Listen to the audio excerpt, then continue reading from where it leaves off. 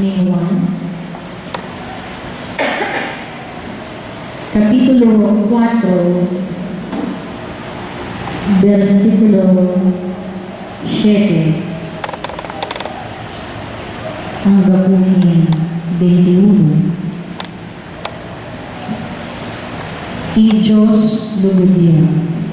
Basa natin.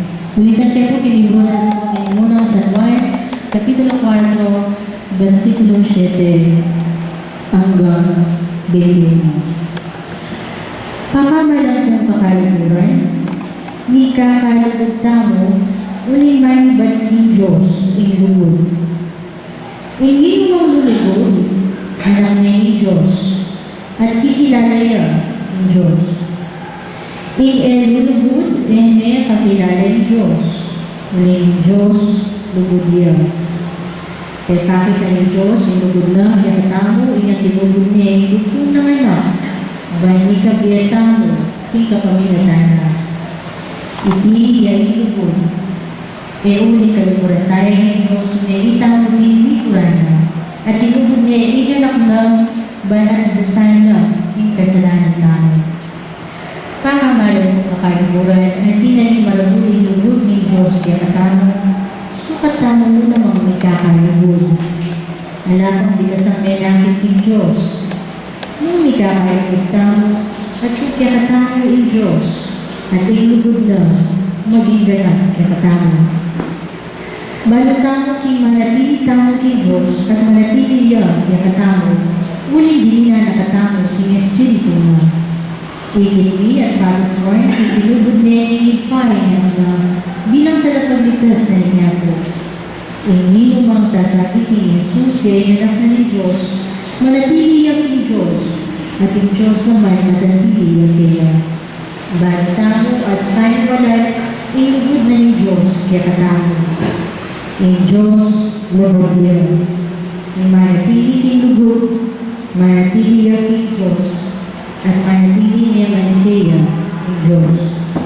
Maging ganap ilugod kaya katamo, bahaya ay tamong marap, alam takot, hinagulong pangalugod.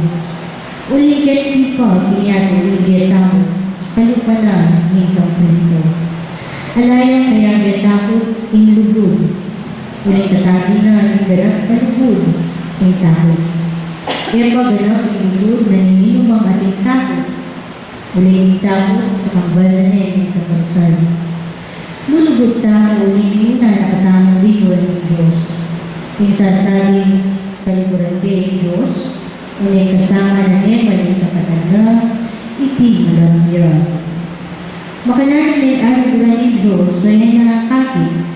Yung ikapatanda, nakakakit na, ngayon ay aliguran. Iti ay kautusan na ganyan ang pinatang Kristo. Yung tao, nilugod ng Diyos, sukat niya lang mga liguran, yung kapatanda.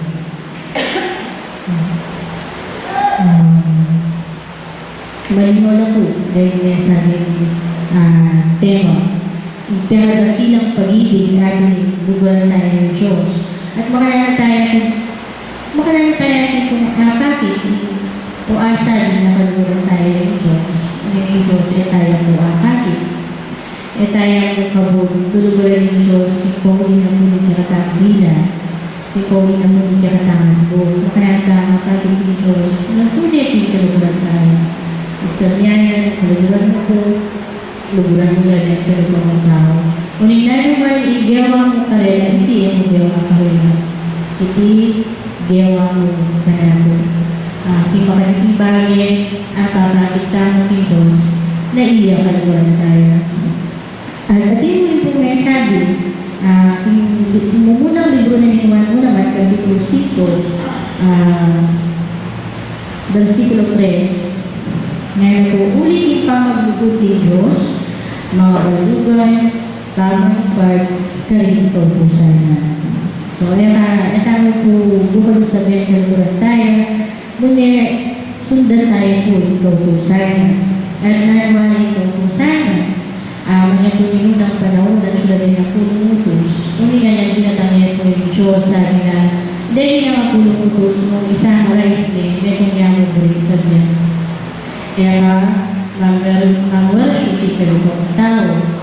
At nung dinalya pang malayo ako salita, mungulian ko kinukod, inugod ni kalupang tao. Kasi kalupang tao, ikaw mo na yung ayuran, at yun yung ganang malugutya ka. Ikatutupad na kakareservusan, at pag-iinday kapatid mo, ilugod at yung nakiyakan, napakapit nila kaya kang kalupang kapatid, huwag itutin, Diyos, liguran mo na at yung laki ng utos, ikaw na yan ito. As niya po, kasanti ko, ikatamo malasyon niya po, iganang alugod niya katamo. Uning sabi natin, iganang alugod, kung medyo masakit niya po, nagsitama pinado. Pero, alam naman po masakit ng balang tao ni Diyos at siya siya katamo. Palitak-litak sabi natin, mahalangin kayo, bang naman itong sundaran niya kayo.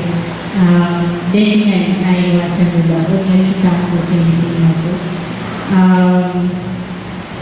Ngayon po, siguro ginamit po yung oras. Magpalalang po po kinasabing tema, yung dakilang lugod. Ausang siya po yung kiyakatang kapatid. Dahil na po yung taguntay ng lugod, Sister Irene, pananan ng hindi ang pagkakas.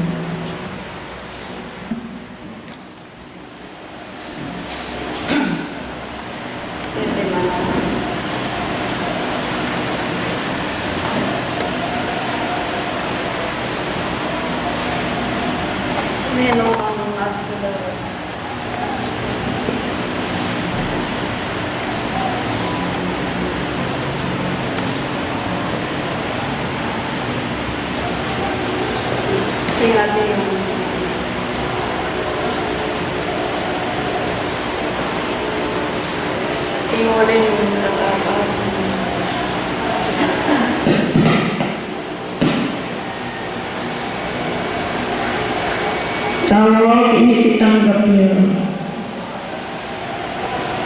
Pablasan ting pangako. Tunay kaya dunia. Kalau pun kakaiban. Kiai mun itanggap. Balayan ang agar arisan tinggi. Salamat lang dahil mas sering at iyong kasih saya yung mo naman binatiyawan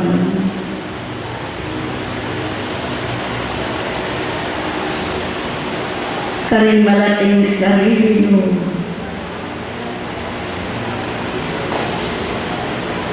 hingga kayong kabilangan.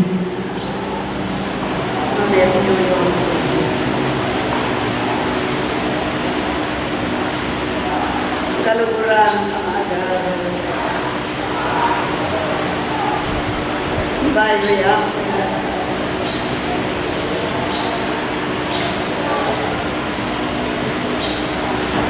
Ding kabiasnan ng Diyos ako kayo.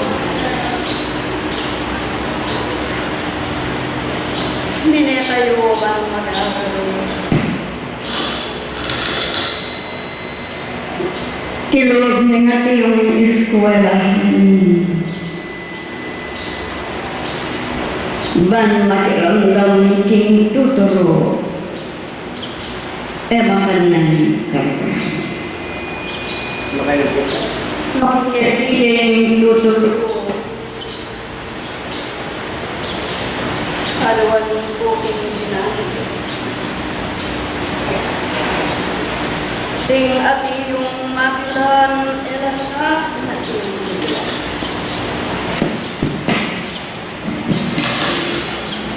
Padalas sana sa sarili Malaki ng pasmarili na nalalitan ko na makakaramdaman o mag-iyak ako. Maneking nausan magbilyas ng mga parating tao. Huli King katutuan niya umutiyang bisan. Hingat niya yung paglaban ni masakdaran tayo. Pati tiya'y awad na nitang nito. Dakara salamat kaluguran ng agal. King peka masaklarang lugod. Ayutos na ito naman. Iti siya sabihan niyo, ngayon kayabakan. Kaya mayakit tiniti, king aman kaluguran. Nune mayayakit iyak lang to, king taba kayatin kanis. Ngapin talas ko'y lupo, king kitayong pamere. Banalan Diyos aming mabilog yung ding mabilog yung puso at mabilog yung kaisipan, uling nuwan niya nga yung malinis sa puso, yabot at manakit ka nga. Haniyapin king panayati yun ang lugod yung daralan.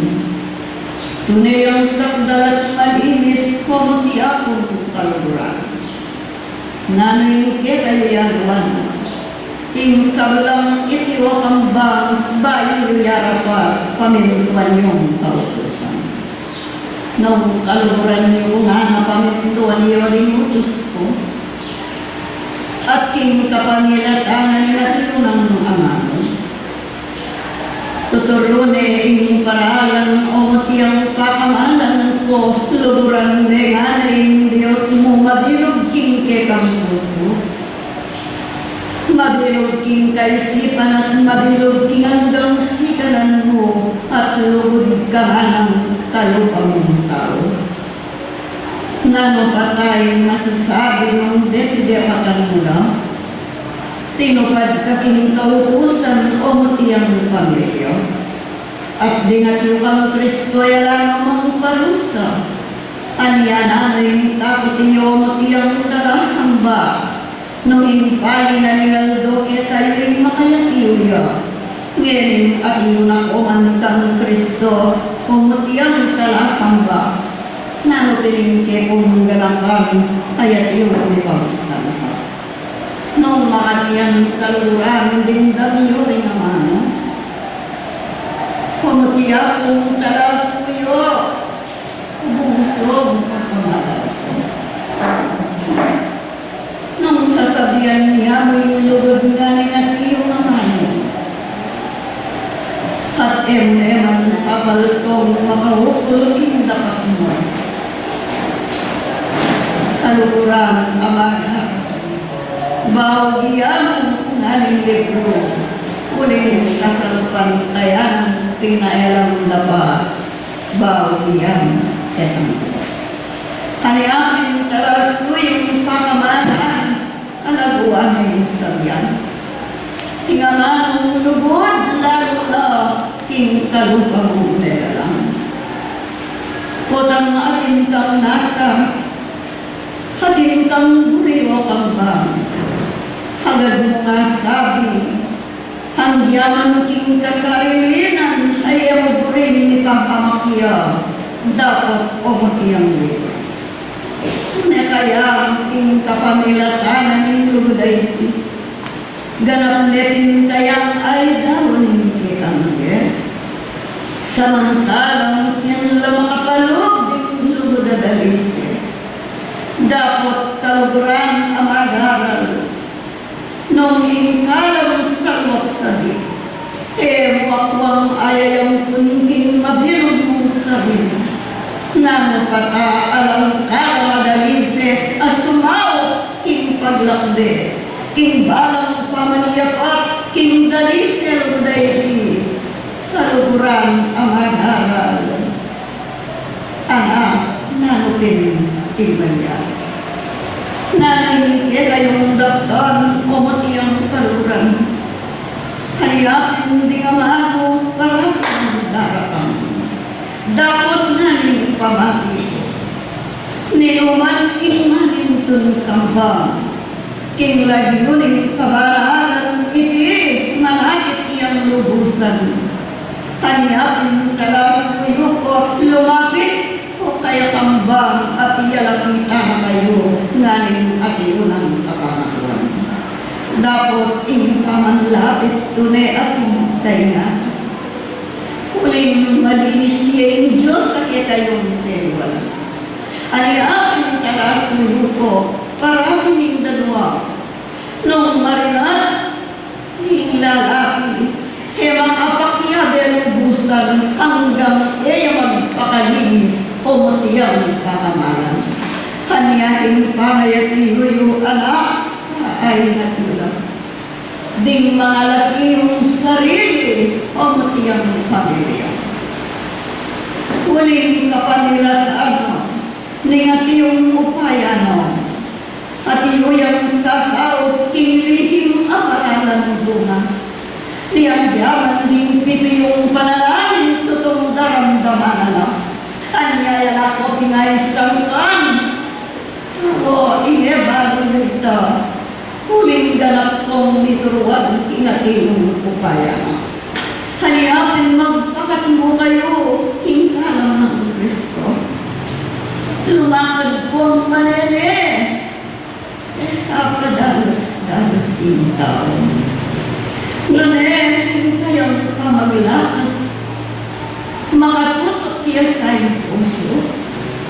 Banay at nang mabiyeng kaladuhan ng atino, ang diyaman ka rin amanong paparuwal, maingat niya sa iyong tao. Huling nung makalanong sasabihan na nung atino kang tuturo, ingatan mo ang amano mo, ingatan mo yung totoo. Kanita nga, nagkatapit niya na makiramdam. Kailangan mo aligtas mo, nulay mabilog mo kalagawa nga ng Santo Ebanghelyo. Haniapin kaluguran ang agahan, malaguay ang sabihan.